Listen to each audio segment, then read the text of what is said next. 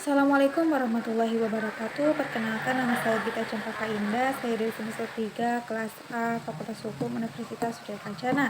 Di sini saya akan memenuhi tugas yang diberikan oleh Ibu Profesor Dr. Haji Heni Nuraini SHMH dengan asisten dosennya yaitu Bapak Dr. Muhammad Rendi Aridayandi SHMH dengan tugas yaitu mereview jurnal hukum pidana lanjutan pada pertemuan ke-15 yang berjudul Urgensi Pembentukan Regulasi Gerasi, Amnesti, Abolisi, dan Rehabilitasi yang disusun oleh Suyatmiko dan Willy Wibowo,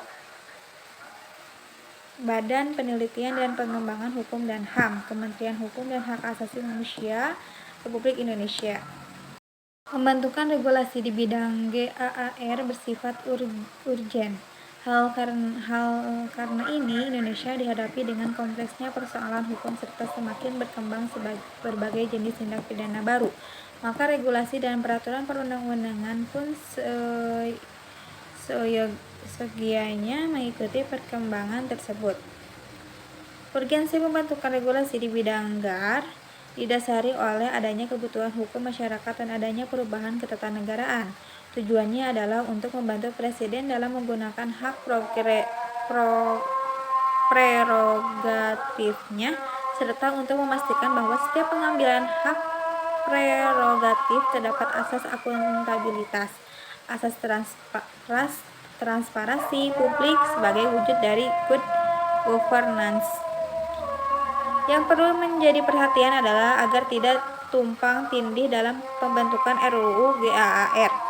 Terlebih dahulu harus mencermati hak prerogatif karena mengandung sifat diskresi dalam bidang ketatanegaraan yang tentunya harus memperhatikan persoalan Delmategheid selain Rehmategheid.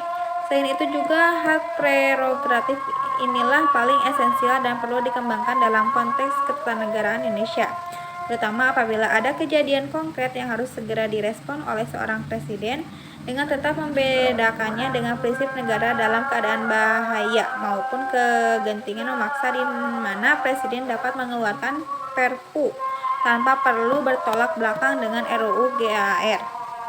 Penelitian mengenai urgensi dapat dikembangkan lagi menjadi bagaimana politik hukum yang tepat oleh pemerintah dalam pembentukan regulasi RUU GAAR dan muatan materi yang perlu diatur dalam RUU GAAR. Kemudian mengingat urgensi penyusun RUU GAAR, sebaiknya Kementerian Hukum dan HAM melalui stakeholder di bawahnya yaitu Balitbangkumham, BPHN, Ditjen AHU, dan Ditjen PP mempersiapkan kebutuhan dokumen pendukung serta mendorong RUU GAAR masuk ke dalam prolegnas prioritas pada tahun 2022. Mungkin itu saja yang bisa saya sampaikan pada review jurnal hukum pidana lanjutan pada pertemuan ke-15. Mohon maaf bila ada kesalahan. Wassalamualaikum warahmatullahi wabarakatuh.